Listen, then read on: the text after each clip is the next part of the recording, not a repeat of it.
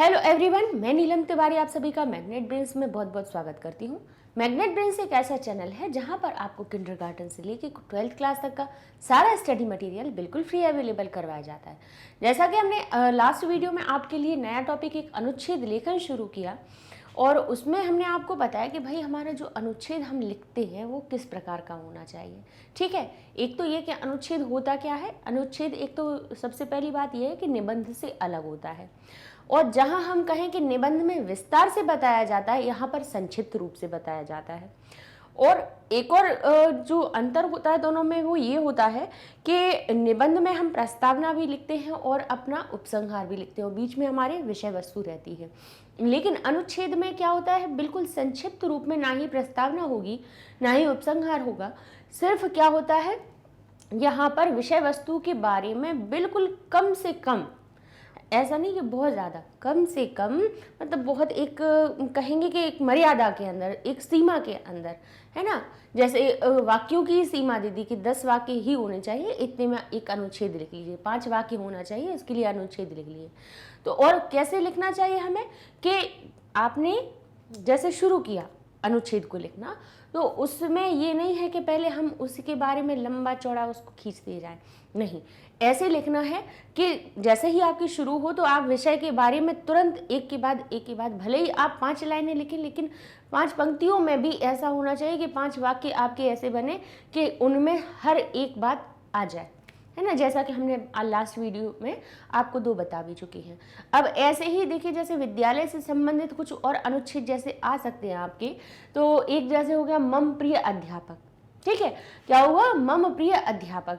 तो इस विषय पर क्या कह रहे हैं कि मम प्रिय अध्यापकः इति विषये मंजूषातः पदानि नीत्वा सरल संस्कृते पंचवाक्यानाम एकम अनुच्छेदम लिखत। क्या कह रहे हैं कि मम प्रिय अध्यापक इस विषय पर मंजूषात में जो पदानी नीत्वा, मंजूषात से पदों को लेकर सरल संस्कृत में पंचवाक्यों का एकम अनुच्छेदम लिखत, एक अनुच्छेद लिखिए। अब देखिए यहाँ पे नाम लिखा था इसलिए हमने काकी के का अर्थ लगाया। वहां देखिए यहाँ पे नीत्वा इक्त्वा प्रत्यय लगा था जिसका अर्थ हुआ लेकर। नए धातु लेने के लिए होती है, नी धातु नए के अनुसार उसके रूप लगते हैं, और इक्त्वा प्रत्यय लगा दिया तो हो गया नीत्वा। ठीक है, यहाँ पे और विषय यानी विषय पर एक ही मात्रा लगी है, सप्तमी विभक्ति लगी है, अर्थात में का अर्थ निकलेगा। तो विभक्तियों का हम इसलिए आपको बार बार बता देते हैं, हर एक जहाँ पर भी संस्कृत हो वहाँ पर हम इसलिए एक एक विभक्ति का अर्थ लेकर चलते हैं, जिससे कि आपको ये पता रहे कि भाई अगर हमें मैं का अर्थ लगाना हुआ हो, का अर्थ लगाना होगा, तो हम कौन सी विभक्तियों का प्रयोग करेंगे। ठीक है, तो अब कह रहे हैं कि मंजूषा में देख लेते हैं, ये लिखा हुआ है कि मुनीन्द्रः आर्यः। तो उन्होंने देखिए बहुत अच्छा ये एक बात कर दी है कि जो भी आपके अध्यापक हैं उनका नाम लिख दिया है कि मुनीन्द्र आर्य नाम है उनका। ठीक है, अब मार्गदर्शन करते हैं। अब कुछ शब्द हैं, इनकी सहायता से हमारे मन में वाक्य की रचना हो जाएगी कि भाई मुनीन्द्र आर्य है तो अर्थात इनका नाम हमें मुनीन्द्र आर्य बताना है। फिर कहा मार्गदर्शन है तो हमें मार्गदर्शन के बारे में बताना है। फिर कहते हैं पाठ यति पढ़ाते हैं, मार्गदर्शन करते हैं, पढ़ाते हैं। देखिए मिलते जा रहे हैं वहीं से। विनीत है, सभ्य है। अब उनके देखिए विनीत और सभ्य अब किसके बारे में बता रहे हैं, अध्यापक के बारे में। तो समझ में आ रहा है कि विनीत और सभ्य से उनके स्वभाव के बारे में बता देना है। पर्वतारोहण के लिए, अब ये समझ लीजिए कि यहाँ पे ये कह रहे हैं कि पर्वतारोहण के लिए। अब पर्वत आरोहण क्या होता है, पर्वत पर चढ़ने के लिए ले जाते हैं ना, क्लाइंब जो करवाते हैं अपनी माउंटेन क्लाइंबिंग, तो जिसमें क्या करवाते हैं कि भाई बच्चों को अलग अलग तरह के कैंपिंग में ये सारी चीज़ें एक्टिविटीज़ करवाई जाती हैं। तो पर्वतारोहण आए, पर्वतारोहण के लिए। तो अब पर्वतारोहण के लिए घर विद्यालय में तो होगा नहीं, भाई कहीं ले जाते होंगे बाहर। तो एक वाक्य हमें समझ में आ गया कि हम ये भी हमारा उस विषय में, उस हमारे अनुच्छेद में होना चाहिए। संस्कृतम, अब संस्कृत कह रहे हैं सामान्य ज्ञान भी बता रहे हैं। सामान्य ज्ञान में अन्येषु यानी अन्य चीजें भी, विषयेषु। अब देख लीजिए उन्होंने कहा संस्कृत पढ़ाते हैं, संस्कृत के बारे में कह दिया है, सामान्य ज्ञान का कह दिया है और विषयों के बारे में कह दिया, अन्य विषय भी कह दिया है। तो अब हमें समझ में आया है कि हमें इन इन शब्दों को लेकर वाक्य बनाना है। तो जैसे पहले उनका हम नाम बना लेते हैं, क्या कहेंगे? मम प्रिय अध्यापकः श्री मुनीन्द्र आर्यः अस्ति। अगर वहाँ नाम दे दिया है बहुत अच्छी बात है, नहीं हो तब भी लिखिए मम प्रिय अध्यापकः, मेरे प्रिय अध्यापक जो भी हैं उनका नाम लिख के लिख देंगे अस्ति। क्या लिखेंगे? मम प्रिय अध्यापक। अगर आप लिख रहे हैं तो मम का अर्थ क्या होता है? मेरे प्रिय अध्यापक, मम प्रिय अध्यापकः।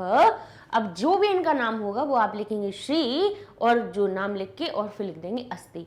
मेरे प्रिय अध्यापक ये हैं। ठीक है, यहाँ पर आप अगर नाम दिया है तो भी लिख दीजिए, नहीं है अपने मन से कोई भी लिख सकते हैं जो आपके प्रिय अध्यापक हो उनके लिए। अब कहते हैं सह यानी वह, माम यानी मुझको, स्नेहिन।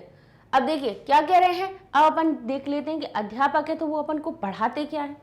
माइंड में ये चीज रखिए कि हम दूसरा जो वाक्य बनाएंगे वो किसके लिए बना सकते हैं? उस चीज के लिए करेंगे कि जो अध्यापक सबसे पहले करते हैं।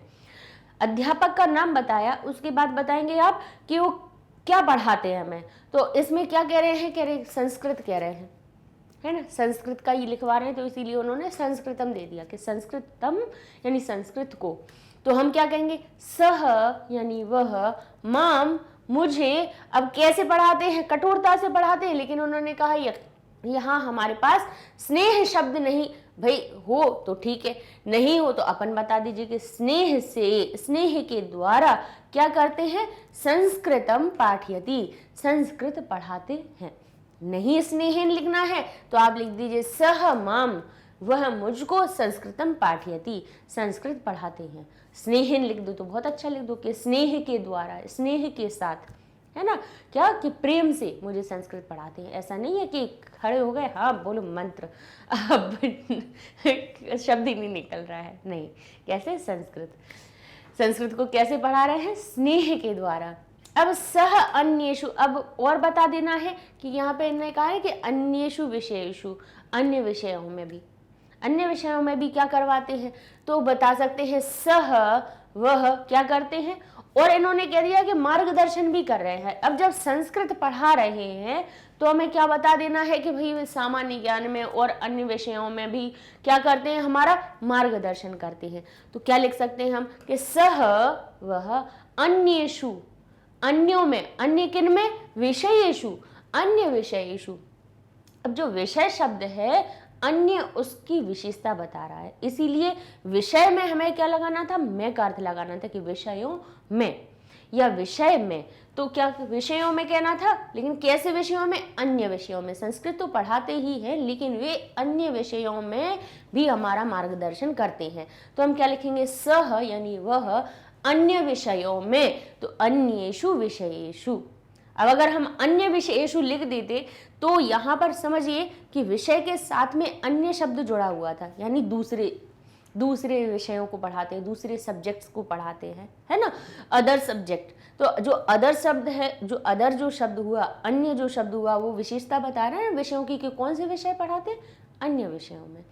तो विषयों में, मैं का हमें अर्थ लगाना है विषय में, तो विषय में भी सप्तमी विभक्ति लगेगी तो उसका जो विशेषण अन्य है उसमें भी विभक्ति लग जाएगी कि वह अन्य विषयों में, सह अन्येषु विषयेषु, और क्या? विविध क्रीडासु, बोले विभिन्न प्रकार की जो क्रीड़ाओं में, सामान्य ज्ञाने और सामान्य ज्ञाने, तो च बाद में लगा दीजिए। तीनों चीजों हो गई अपनी, अन्य विषयेषु, विविध क्रीडासु, विभिन्न प्रकार की हमारी जो खेल कूद हैं उनमें, और सामान्य ज्ञान में भी, च अपि में भी, छात्राणाम यानी छात्रों का, मार्गदर्शनम करोति मार्गदर्शन करते हैं।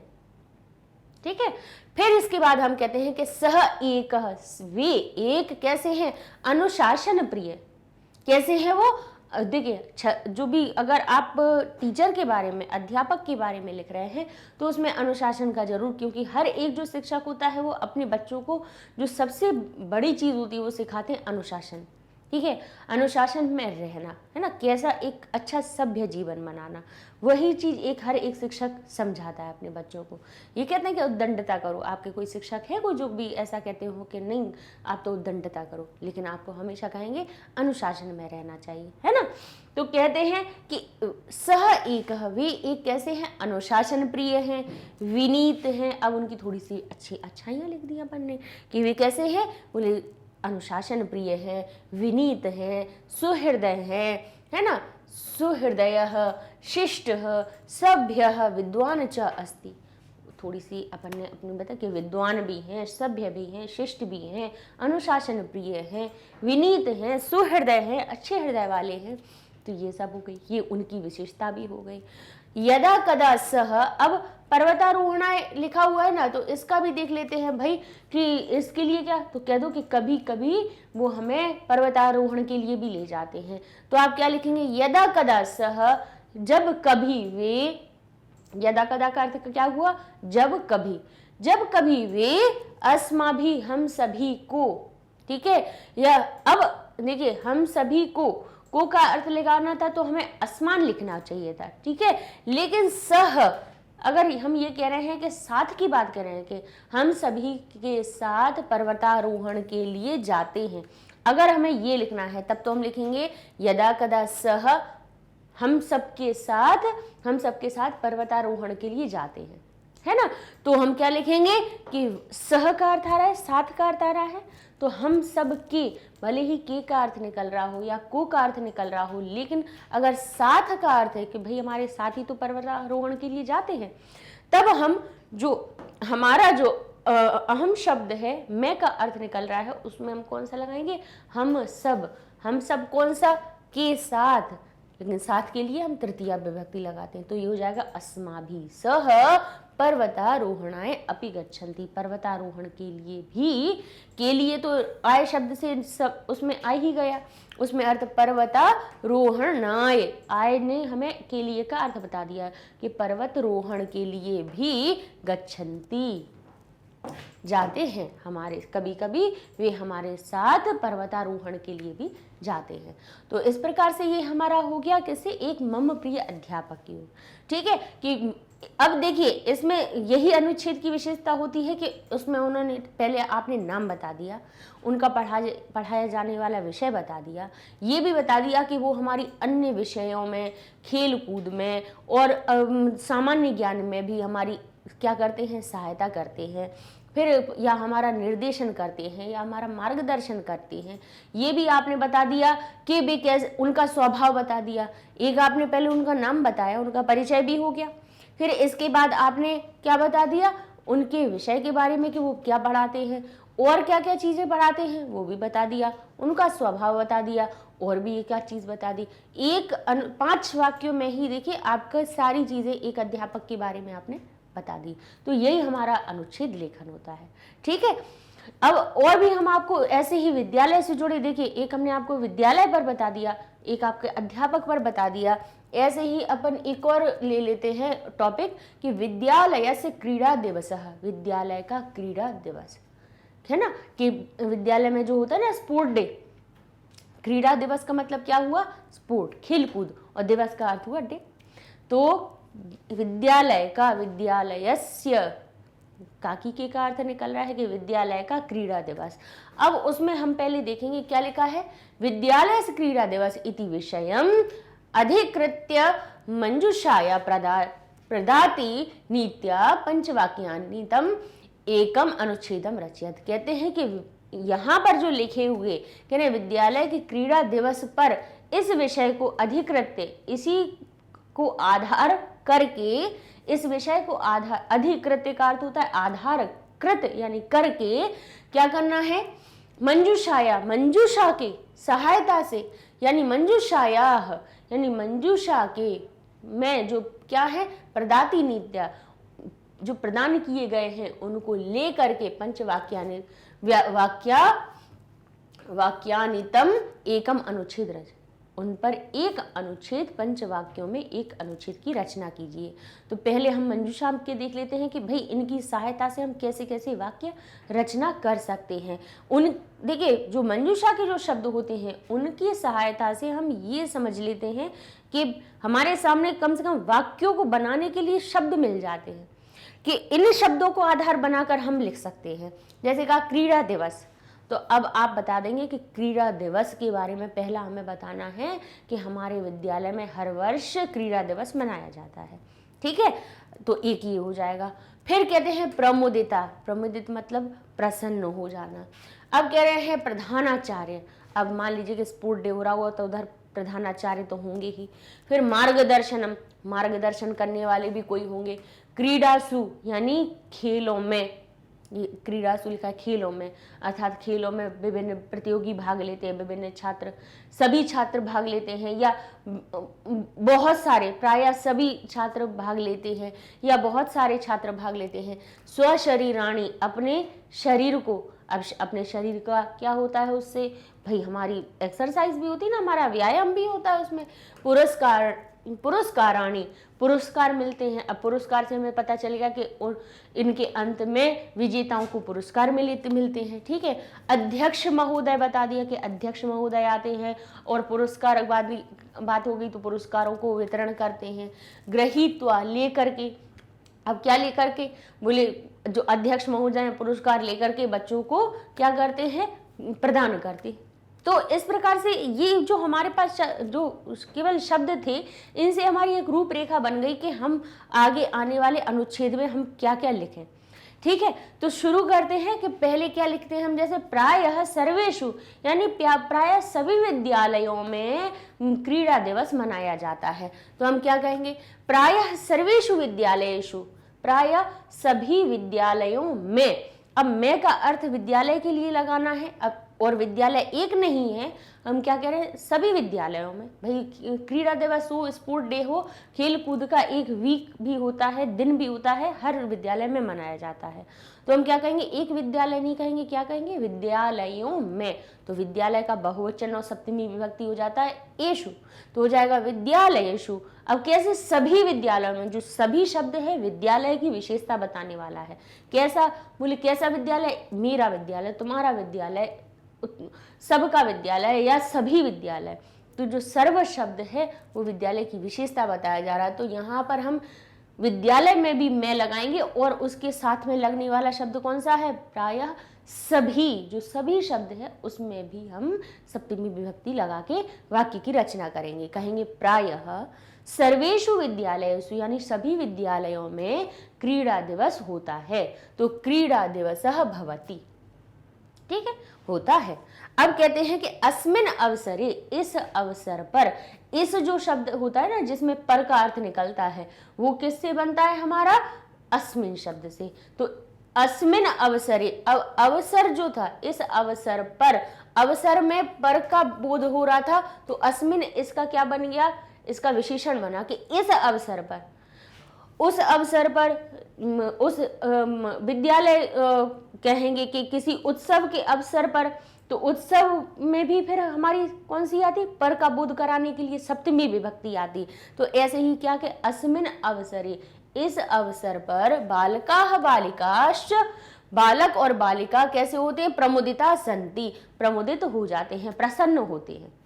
ठीक है, बालक बालिका, या अगर बालक बालिका नहीं लिखना है तो आप लिख सकते हैं अस्मिन अवसरे छात्राः, यानी जो छात्र होते हैं वो प्रमुदिताः सन्ति, प्रमुदित होते हैं। अब क्या कहेंगे, अब अध्यक्ष महोदय और प्रधानाचार्य क्या क्या कर सकते हैं भाई, अध्यक्ष महोदयः, प्रधानाचार्य क्या कह रहे हैं, अध्यक्ष महोदयः प्रधानाचार्य वा, या तो अध्यक्ष महोदय या प्रधानाचार्य छात्रेभ्यः, यानी छात्रों के लिए पुरस्काराणि यच्छति, पुरस्कार देते हैं। चाहे तो भाई या तो स्कूल के जो प्रिंसिपल होते हैं वो देते हैं बच्चों को पुरस्कार, या फिर कौन देते हैं, अध्यक्ष महोदय देते हैं। तो कहेंगे अध्यक्ष महोदयः वा, वा का अर्थ हुआ या, या अब दोनों तो देंगे नहीं कि भाई दोनों अध्यक्ष महोदय भी आ गए या फिर प्रिंसिपल भी आ गए तो दोनों ही देने लगे, तो भाई देंगे तो कोई एक ही ना पुरस्कार। तो क्या कह रहे हैं, अध्यक्ष महोदया व प्रधानाचार्य छात्रेभ्य, यानी छात्रों को। अब देखिए को का अर्थ निकल रहा था लेकिन यच्छ धातु है, हमने कारक में समझाई है कि हम जब प्रदान करने की कोई धातु लिखते हैं, ददाती धातु लिखते, यच्छति धातु लिखते, तो उसमें को किसको दे रहे हैं, छात्रों को दे रहे हैं। तो को का अर्थ निकलने पर भी उसमें आप चतुर्थी विभक्ति लगाएंगे, द्वितीया नहीं लगाएंगे। द्वितीया विभक्ति नहीं आएगी, उसमें हमारी चतुर्थी विभक्ति आएगी। जिसको दिया जाए दान वहां हो जाए संप्रदान, ये हमने याद करवाया था। तो यहाँ पे दिया जा रहा है, पुरस्कारों को दे रहे हैं, इसीलिए किन को दे रहे हैं, छात्रों को दे रहे हैं। को का अर्थ निकल रहा है लेकिन फिर भी यच्छ धातु कहेगी, हमारी देने की धातु जहां लगाइएगा आप वहां पर चतुर्थी विभक्ति साथ में लगाना है। ठीक है, इनको अपन को थोड़ा सा ये कारक की हमें नियमों का ध्यान रख के ही वाक्य की रचना करना है। तो हम क्या कह सकते हैं कि अध्यक्ष महोदय प्रधानाचार्य व क्या कहते हैं किन के लिए, छात्रेभ्य पुरस्कार को कैसे कह रहे हैं, अब एक पुरस्कार है, बोले नहीं, यहाँ कह रहे हैं पुरस्काराणी, पुरस्काराणी पुरस्कारों को यच्छति देते हैं। ठीक है, अध्यापका अध्यापिका।